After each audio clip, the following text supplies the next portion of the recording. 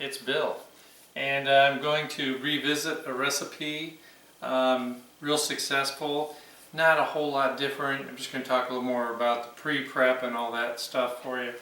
It's my corn chowder, which is really popular. So what I have in here is I took those little red potatoes, the creamer red potatoes, whatever they call them, about 1.5 pounds. I just cut them up into some nice size pieces. That's hot. And all you want to do is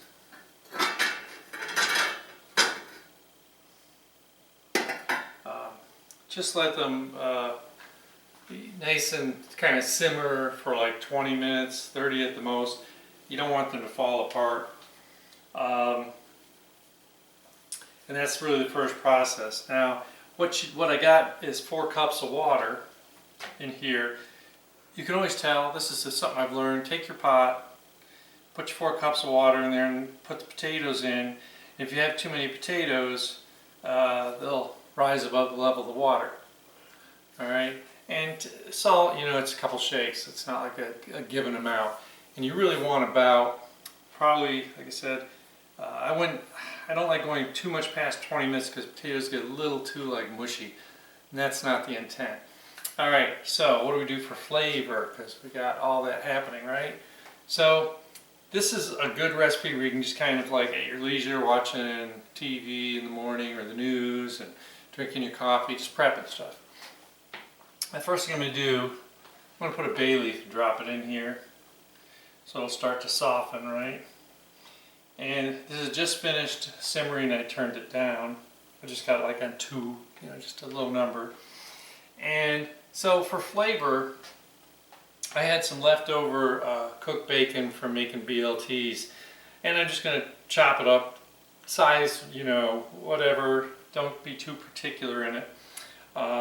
Just make sure it's some decent bacon, you know. It's like I say when you're cooking with wine, don't use wine you wouldn't drink, right? So this is like 5 strips of bacon. I know when I originally made this recipe, I was putting more in because I used to use salt pork, and I think bacon works just as well, tastes just as good, and just adds a little bit of that smokiness to it, which we're going to enhance in a minute here.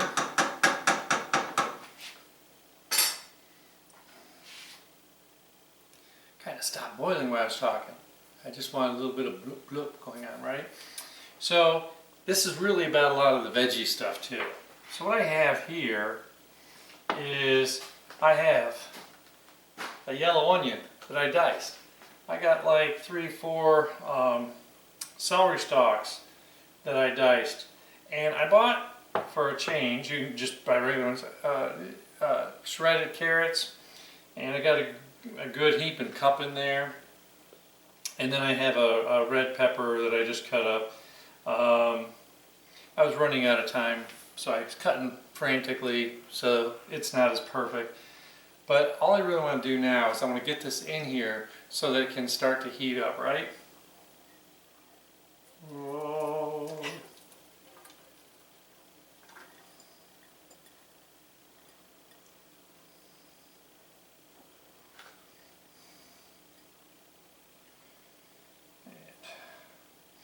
I think the carrot really adds a sweetness, so you want good carrots. Obviously the celery gives kind of a earthiness, I think. If you don't have celery, in a pinch, which is not from the same like animal, is celery seed,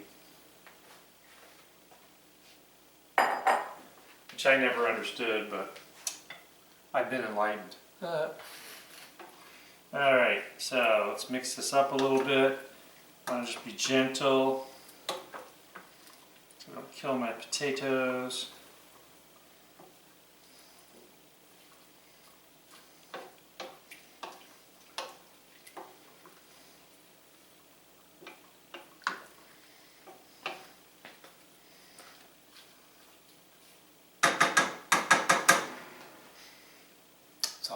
like, this is like the bomb, right? I mean, oh, love it, love it, love it. Alright, so like I said, everything was cold, so we got to get it back to some kind of temperature. So I'm just going to let this kind of heat through. I think I have to turn up the heat though. I don't know.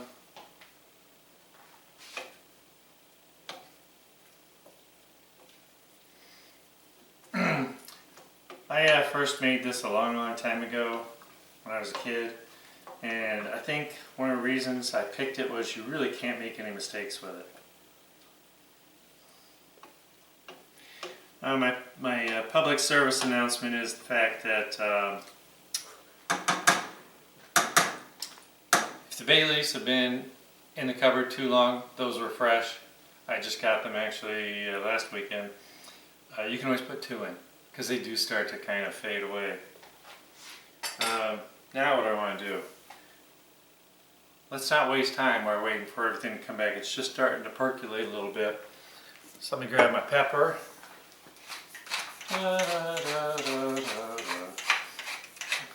Yeah, it seems no one has pepper on the table. Of course, most people don't even eat at the table anymore. So I do pepper things as I'm cooking.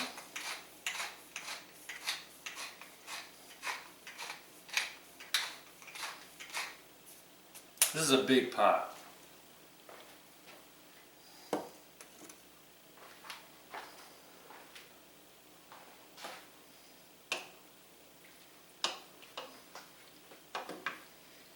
Oh yeah.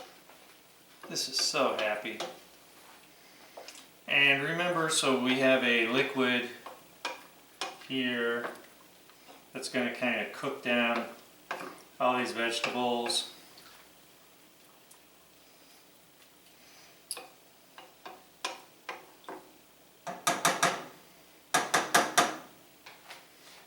I just love this.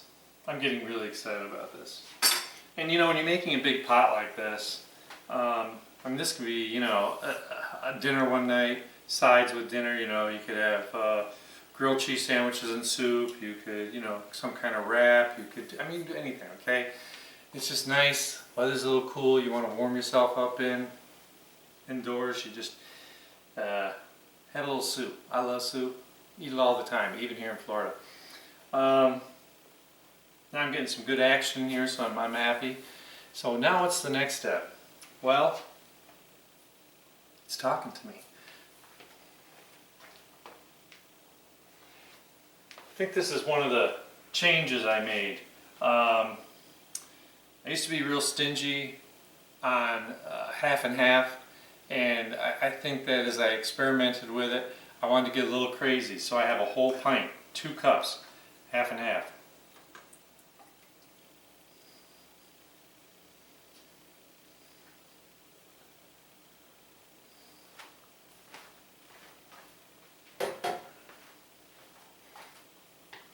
And obviously I just dropped the temperature quite a bit, because that was straight out of the fridge.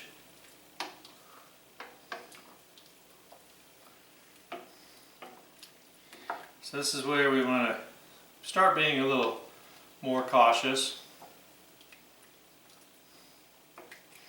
But now everything is definitely submerged, plenty of liquid in here. And oh my gosh, yummy yum. Alright, so now I'm going to show you an old French technique, right? How do we make a thickener for this? And I'm going to turn this down because I'm going to be a little distracted here for a minute. So let this heat slow. I can always bring it back up. So this is the Burmani, Burr Mani. Okay, like just think of burn my knee, like burn my knee. But anyway, what you got is I got 3 tablespoons of butter, pretty much room temperature, and I need 3 tablespoons of flour. You know, tablespoon for tablespoon, that's all you gotta do. And this will save you from making any screw-ups. Uno,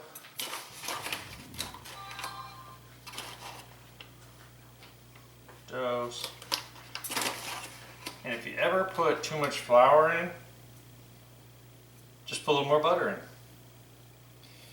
But I've learned that I always go a little shy, because sometimes when you're scooping flour, you get a little crazy. So I literally am a little shy on the flour, and then the butter's nice and soft. So I just want to get this all incorporated. I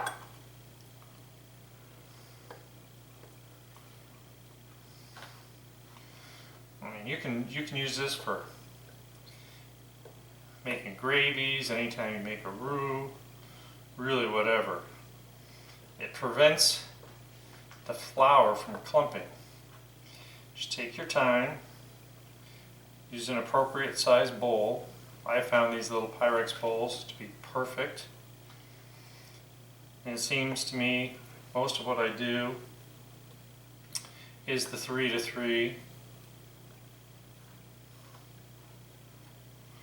And it's kind of like, if you like to bake, it's like cutting pie crust.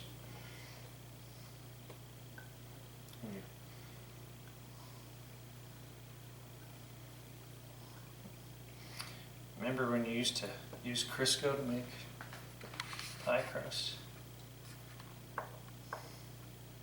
I remember the first time my sister made quiche. That was back. Bought lard from the store to make the crust. All right.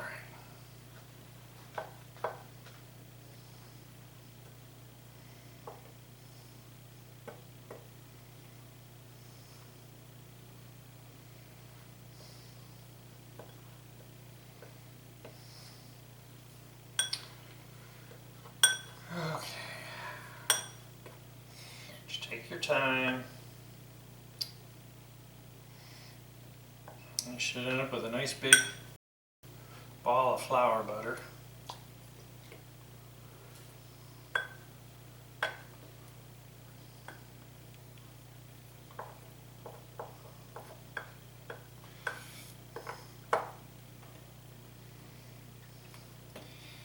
You really want to make sure you don't have flour that isn't incorporated.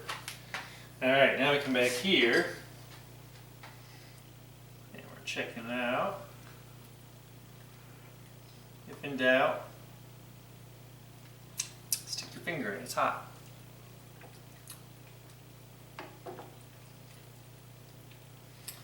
Man.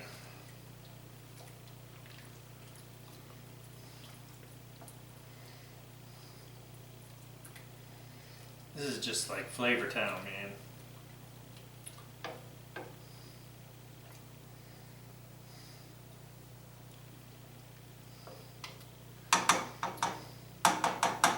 All these kind of New England things are pretty cool.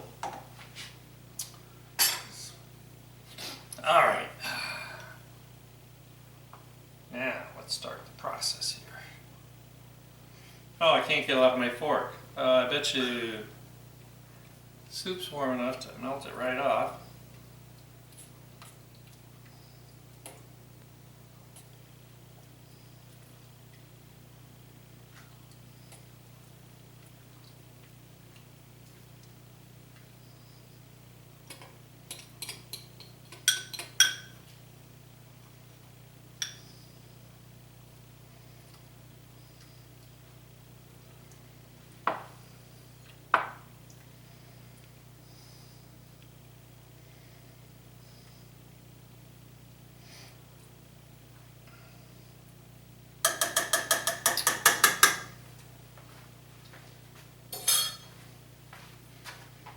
So the other thing I figured out is bacon. So everyone's oven's a little different, but one of the things is if you use a cold oven, put your bacon on a cookie sheet that you line with either parchment paper. I like to use tin foil so it has edges so you don't get all the grease running all over the place. And cold oven, 400 when it gets up to temperature, I kind of look and see, as long as it's nice and bubbly, crisping, you know, how it starts to cook, getting, you know, the wrinkled on the sides, turn it down to 350, but the total cook time is going to be somewhere between 15 and 20 degrees depending on your oven. I mean 15 and 20 minutes. Works out really well. You get nice crispy bacon and less mess by cleaning your stove. And the fact you're turning it down keeps it from burning on the edges.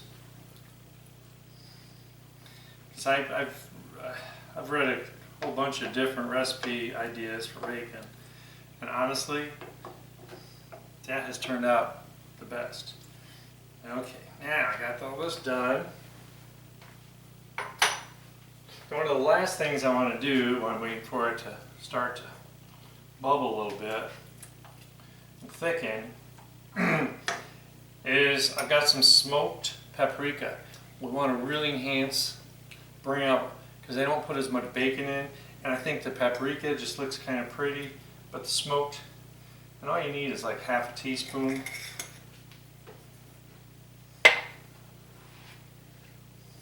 Just give it a little stir.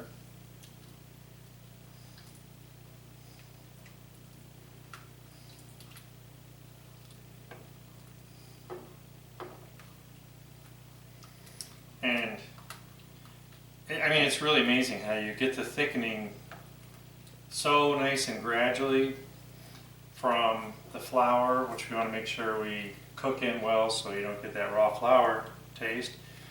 And you know, also don't forget you have all the starch from the potato, so it really turns into a beautiful cream soup without tasting like yucky, too thick, which is always my complaint.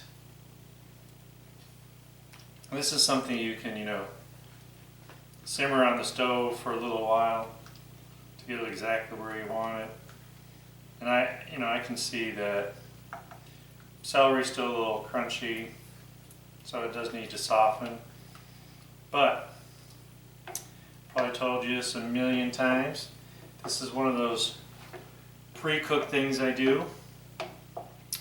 So I get it just where I want it, and then what I'm going to do is let it cool, throw it in the, well, cool it down, throw it in the fridge, you know. And when I take it out to heat it up for dinner the first night, because I usually have it as the main meal first night, it's going to finish cooking. And in the meantime, all those flavors are just going to really get happy.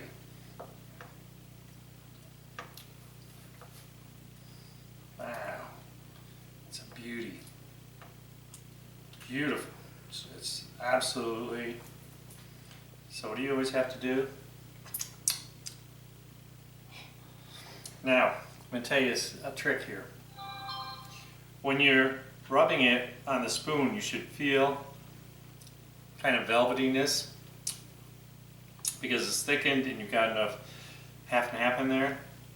And the taste, on the front end, you're going to get a little of that saltiness, just a little, because remember, I don't over salt. And then on the end, you're going to get that smokiness, and I can taste the celery sweetness of the carrots without even eating carrots.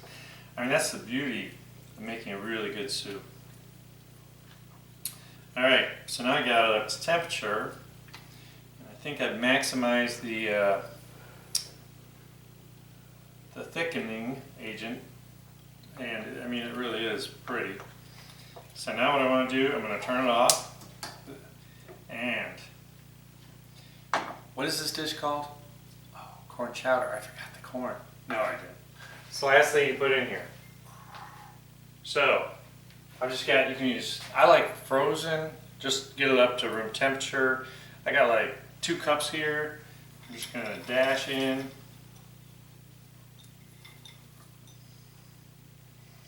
Guess what? It's going to bring down the temperature.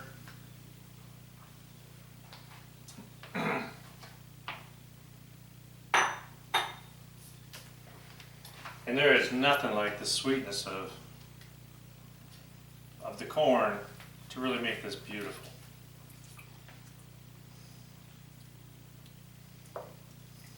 Ugh.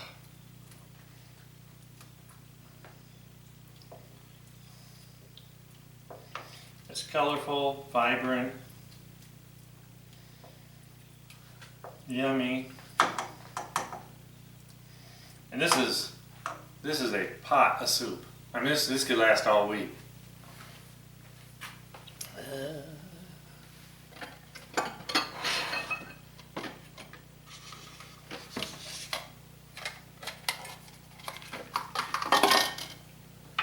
I know you've seen this before, but I'm going to show it to you again.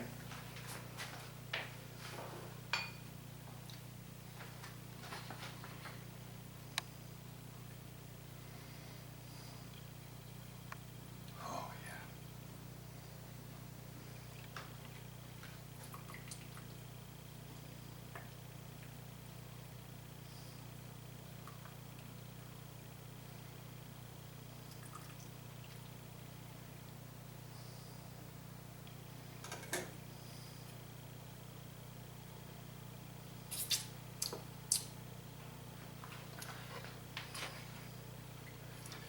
If you can find a better recipe, make it. And I'm going to tell you what. That's really, really good. This is why we call it a chowder. Chowder is just, it's so luxurious. You know, you got your butter and you got your half and half, you got your potato, all those things, natural.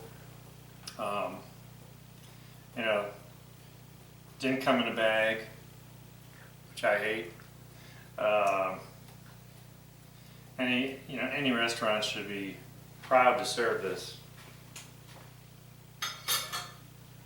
And by the way, if any restaurant does want my recipe, I do know how to make it in very large amounts. I can give you the recipe for 30 gallons. So, you know, just think about that if you really want to be famous and have recipes like mine. Anyway, please keep watching, enjoying. Any recommendations, let me know. Everyone's been great about giving me some pointers and ideas. Just keep it up, and I'm going to see you with some more really fun, great recipes later. Have a great day.